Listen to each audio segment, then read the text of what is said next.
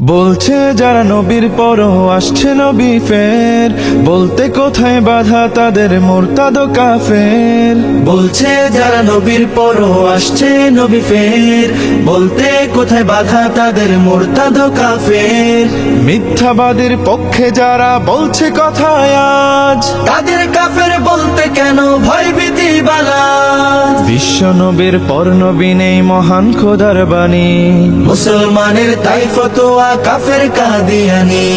রাষ্ট্র তোমার কাছে দাবি নবীর আশিকের, দাও ঘোষণা কাফের